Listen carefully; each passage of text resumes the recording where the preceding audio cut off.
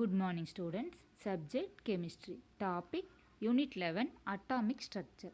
இந்த லெசனில் நம்ம லாஸ்ட் கிளாஸில் டிஸ்கவரி ஆஃப் நியூக்ளியஸ் பார்த்தோம். அதுக்கப்புறம் ரூதர்ஃபோர்ட் அண்டு நீல்ஸ் போர் இவருடைய அட்டாமிக் ஸ்ட்ரக்சர் வந்து பார்த்தோம். ரூதர்ஃபோர்டுடைய அட்டாமிக் ஸ்ட்ரக்சர் வந்து இதுதான். இதுலேயும் ஒரு சில லிமிட்டேஷன்ஸ் இருந்துச்சு. அதுக்கப்புறம் நீல்ஸ் போர் அப்படிங்கிற சயின்டிஸ்ட் வந்து அட்டாமிக் ஸ்ட்ரக்சரை வந்து கொடுத்தாரு. நீல்ஸ் போரோட அட்டாமிக் ஸ்ட்ரக்சர் இதுலேயும் ஒரு சில லிமிட்டேஷன்ஸ் இருந்துச்சு. இன்றைக்கி நம்ம பார்க்க போகிறது டிஸ்கவரி ஆஃப் நியூட்ரான்ஸ். ஒரு ஆட்டம் அப்படின்னு எடுத்துட்டோம்னா அதில் ஃபண்டமெண்டல் பார்ட்டிகல்ஸ் நம்ம என்னென்னு சொல்லுவோம், எலக்ட்ரான்ஸ், ப்ரோட்டான்ஸ் அண்டு நியூட்ரான்ஸ். அதில் நியூட்ரான்ஸோட டிஸ்கவரி நம்ம இன்றைக்கி பார்க்க போகிறோம். In 1932, James Chadwick observed when beryllium was exposed to alpha particles with about the same mass as protons were emitted. அதாவது ஜேம்ஸ் சாட்விக் இந்த சயின்டிஸ்ட் தான் நியூட்ரானை கண்டுபிடிச்சவர். அவர் என்ன பண்ணுறாரு அப்படின்னா, பெரிலியம் வந்து ஆல்ஃபா ரேஸை வச்சு தாக்கும்போது புரோட்டானுடைய சேம் மாஸ் இருக்கிற ஒரு பார்ட்டிக்கிள் வந்து வெளிவருது அப்படின்னு சொன்னாங்க. அந்த பார்ட்டிக்கிள் தான் நம்ம நியூட்ரான் அப்படின்னு சொல்கிறோம். ஸோ நியூட்ரான் அண்டு புரோட்டான் ரெண்டோட மாஸ் வந்து சேமாக இருக்கும். இதை நம்ம ஃபார்முலாவில் எழுதலாம். பெரிலியம் அப்படிங்கிறது 4Be9. இதில் கீழே இருக்கிறது அட்டாமிக் நம்பர்னு சொல்லுவோம், மேலே இருக்கிறது மாஸ் நம்பர். நெக்ஸ்ட்டு ஆல்ஃபா ரே அது வந்து நம்ம எப்படி சொல்லுவோம்னா 2He4 அப்படின்னு சொல்லுவோம். Beryllium 4Be9. ஆல்ஃபா ரே அப்படிங்கிறது அதாவது ஹீலியத்தோட மாசுக்கு ஈக்குவலாக இருக்கும், 2He4. ஸோ பெரிலியத்தை கூட நம்ம ஆல்ஃபா ரேஸ் வச்சு தாக்கும்போது கார்பன் ப்ளஸ் நியூட்ரான் கிடைக்குது. அப்போ கார்பன் வந்து 6 கார்பன் 12 ப்ளஸ் அப்போ இங்கே என்ன வரும், 4 + 2 6. இங்கே 6 இருக்குது. So 0N1. ஸோ புரோட்டானுடைய மாசுக்கு ஈக்குவலான ஒரு பார்ட்டிக்கிள் வந்து வெளிவருது அப்படின்னு ஜேம்ஸ் சாட்விக் வந்து கண்டுபிடிச்சார். நெக்ஸ்ட்டு பாருங்கள், these emitted particles carried no electrical charges. அந்த வெளிவர்ற அந்த பார்ட்டிகிளுக்கு வந்து சார்ஜ் எதுவும் கிடையாது. they were called as neutrons. அந்த வெளிவர பார்ட்டிகல்ஸ் தான் என்னன்னு சொல்கிறாங்க, நியூட்ரான்ஸ் அப்படின்னு சொல்கிறாங்க. It is denoted by 0N1. the superscript 1 represent its mass. Superscript அப்படிங்கிறது மேலே இருக்கிறது, அந்த 1 வந்து எதை ரெப்ரசன்ட் பண்ணுன்னா அதனுடைய மாஸ். சப்ஸ்கிரிப்ட் அப்படிங்கிறது கீழே இருக்கிறது, அந்த 0 வந்து எதை ரெப்ரசன்ட் பண்ணுதுன்னா அதனுடைய எலக்ட்ரிக் சார்ஜ் வந்து 0. ஸோ அதுக்கு என்னது, நோ எலக்ட்ரிக் சார்ஜ் எதுவும் இல்லை அப்படின்னு நம்ம சொல்லலாம். Next properties of neutrons. This particle was not found to be deflected by any magnetic or electric field proving that it is electrically neutral. அதாவது இந்த நியூட்ரானை வந்து நம்ம இந்த நியூட்ரான்ஸ் வந்து மேக்னெட்டிக் ஃபீல்டுனாலேயோ எலக்ட்ரிக் ஃபீல்டுனாலேயோ டிஃப்ளெக்ட் அதாவது விளக்கம் அடையாது. ஸோ இதில் நம்ம என்ன தெரிஞ்சுக்கலாம் அப்படின்னா இதனுடைய சார்ஜ் வந்து நியூட்ரல் அப்படின்னு நம்ம தெரிஞ்சுக்கலாம். It's mass is equal to 1.676 × 10⁻⁻24 gram. இது நம்ம என்ன சொல்லணும், 1 AMU அட்டாமிக் மாஸ் யூனிட் அப்படின்னு சொல்லுவோம். அதாவது நியூட்ரானோட மாஸ் வந்து இதுக்கு ஈக்குவலாக இருக்குது. Do you know பாருங்கள், in 1920 Rutherford predicted the presence of another particle in the nucleus as neutral. அதாவது இந்த ஜேம்ஸ் சாட்விக் வந்து நியூட்ரானை கண்டுபிடிக்கிறதுக்கு முன்னாடியே ரூதர்ஃபோர்ட் வந்து சொன்னார், அதாவது அந்த நியூக்ளியஸில் வந்து நியூட்ரல் சார்ஜ் இருக்கிற ஒரு பார்ட்டிக்கிள் இருக்குது அப்படின்னு சொன்னார். ஆனால் அது நியூட்ரான் அப்படின்னு அவர் ஸ்பெசிஃபிக்காக சொல்லலை, ஒரு பார்ட்டிக்கிள் இருக்குது, அதாவது நியூட்ரல் சார்ஜ் இருக்கிற பார்ட்டிக்கிள் இருக்குது நியூக்ளியஸில் அப்படின்னு சொன்னார். James Chadwick the inventor of neutron was student of Rutherford. So அதுக்கப்புறம் தான் இந்த ரூதர்ஃபோர்டோட ஸ்டூடெண்ட் தான் இந்த ஜேம்ஸ் சாட்விக். அதுக்கப்புறம் அதை வந்து நியூட்ரானை கண்டுபிடிக்கிறவர் இந்த ஜேம்ஸ் சாட்விக். அவர் வந்து ரூதர்ஃபோர்டோட ஸ்டூடெண்ட். நெக்ஸ்ட் பாருங்கள், characteristics of fundamental particles. The atom is built up of a number of subatomic particles. அதாவது ஒரு ஆட்டம்னு எடுத்துட்டோம்னா அதில் நிறைய சப்அட்டாமிக் பார்ட்டிகல்ஸ் இருக்குன்னு சொல்லலாம். The 3 subatomic particles of great importance in understanding the structure of an atom. நிறைய subatomic particles இருந்தாலும் 3 தான், இந்த 3 சப்அட்டாமிக் பார்ட்டிகல்ஸ் தான் ஒரு ஆட்டத்தோட ஸ்ட்ரக்சருக்கு இம்பார்ட்டன்ட் ரீசனாக இருக்குது. அந்த 3 subatomic particles தான் electrons, protons and neutrons. The properties of which are given in table 11.1. இந்த எலக்ட்ரான், புரோட்டான், நியூட்ரானோட ப்ராப்பர்ட்டிஸ் கொடுத்துருக்காங்க. சிம்பிள், எலக்ட்ரான் வந்து சார்ஜ், நெகட்டிவ் சார்ஜ். புரோட்டான் வந்து 1 இருக்குது, ஸோ பாசிட்டிவ் சார்ஜ். நியூட்ரான் வந்து 0, நியூட்ரல் சார்ஜ், அதாவது அதுக்கு வந்து எந்த ஒரு சார்ஜுமே கிடையாது. அந்த சார்ஜ் தான் இதில் கொடுத்துருக்காங்க. +1 -1 -1 +1 0. மாஸ், எலக்ட்ரான், புரோட்டான், நியூட்ரானோட மாஸ் வந்து கொடுத்துருக்காங்க. ஏஎம்யூங்கிறது அட்டாமிக் மாஸ் யூனிட். அந்த வேல்யூலையும் கொடுத்துருக்காங்க, கிராம்ஸ்லையும் மாஸ் வந்து கொடுத்துருக்காங்க. இப்போ பாருங்கள், புரோட்டான் அண்டு நியூட்ரானோட மாஸ் வந்து சேமாக இருக்கும். புரோட்டான் அண்டு நியூட்ரானோட மாஸ் வந்து சேமாக இருக்கும். எலக்ட்ரானோட மாஸ் வந்து 10⁻⁻28, இது வந்து 10⁻⁻24, இந்த ரெண்டும். எலக்ட்ரான் வந்து 10⁻⁻28. ஸோ புரோட்டான், நியூட்ரானை கம்பேர் பண்ணும்போது எலக்ட்ரானோட மாஸ் வந்து ரொம்ப கம்மி.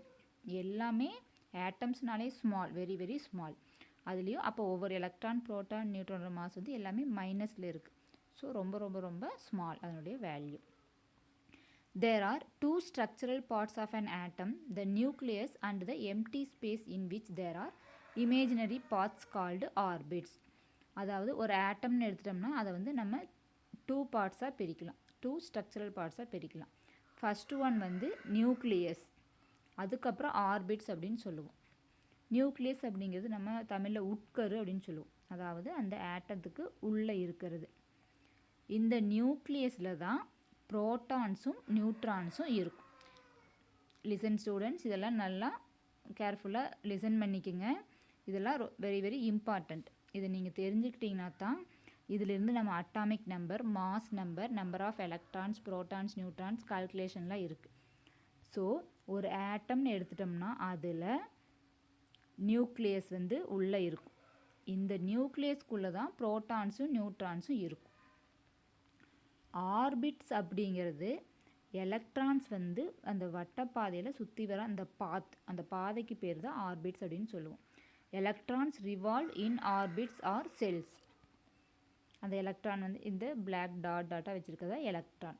அந்த எலக்ட்ரான் சுற்றி வர அந்த வட்ட பாதையை தான் நம்ம ஆர்பிட்ஸ்னு சொல்லலாம், இல்லைன்னா செல்ஸ் அப்படின்னு சொல்லலாம். ஓகே, நெக்ஸ்ட் ஒன் நியூக்ளியஸ் பற்றி கொடுத்துருக்காங்க. The protons and neutrons are found in the nucleus of an atom. இப்போ நான் சொன்னதே தான், நியூக்ளியஸ்குள்ளே ப்ரோட்டான்ஸும் நியூட்ரான்ஸும் இருக்கும். இந்த ப்ரோட்டான்ஸ், நியூட்ரான்ஸ் ரெண்டையும் சேர்த்து நம்ம என்னன்னு சொல்லலாம் அப்படின்னா நியூக்ளியான்ஸ் அப்படின்னு சொல்லலாம்.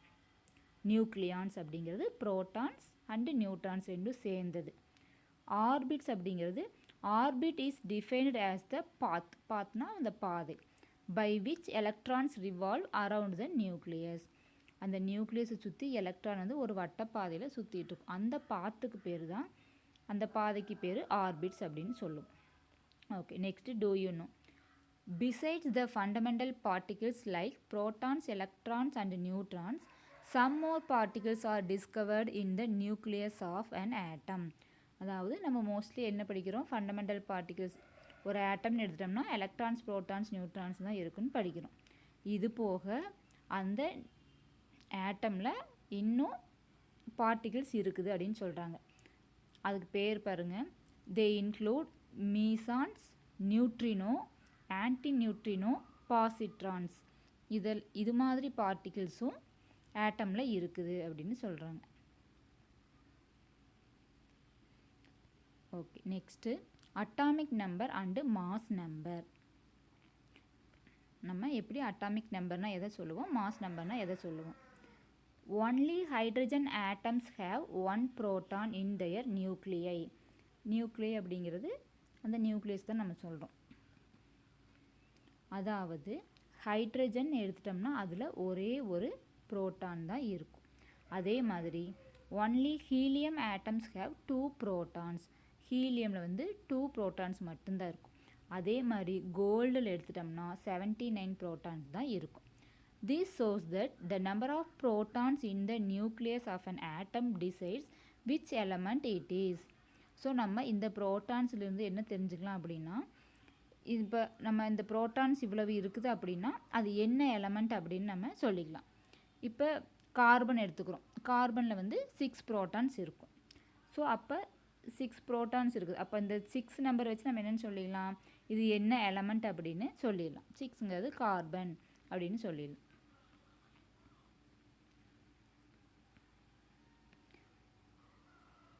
Next, this shows that the number of protons in the nucleus of an atom decides which element it is. This very important number is known as the atomic number.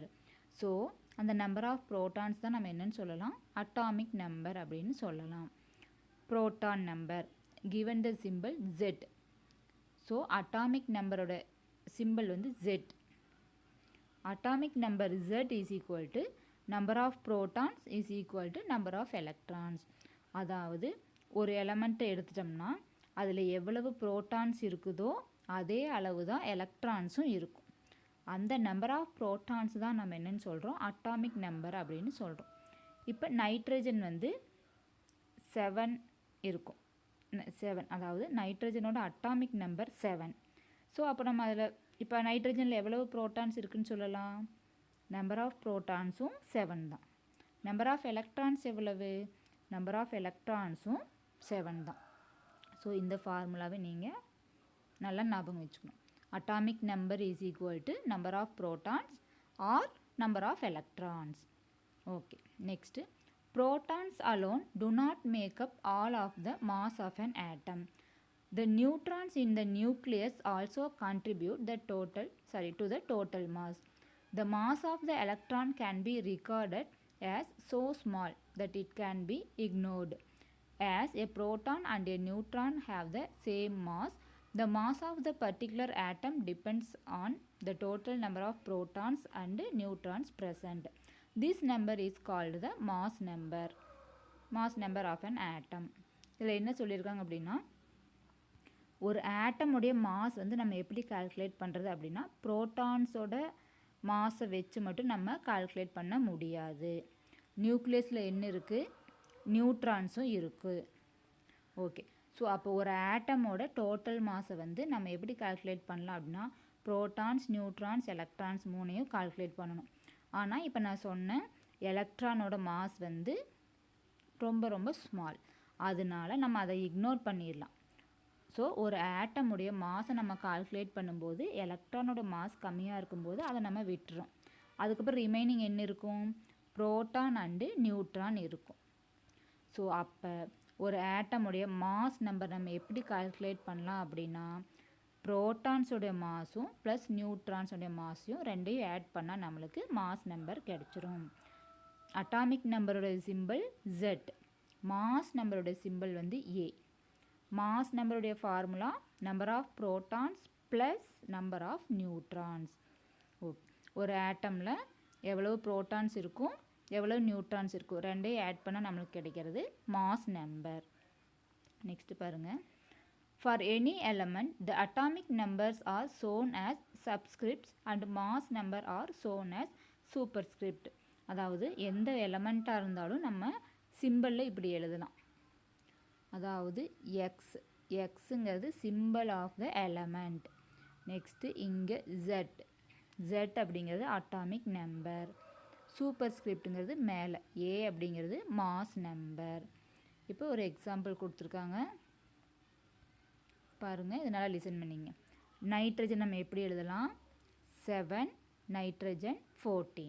இதில் 7 அப்படிங்கிறது அட்டாமிக் நம்பர், 14 அப்படிங்கிறது mass number, இந்த n அப்படிங்கிறது X, symbol of the element. Okay, so உங்களுக்கு இந்த activity கொடுத்துருக்காங்க, இது உங்களுடைய ஒர்க் ஷீட்டில் இருக்குது.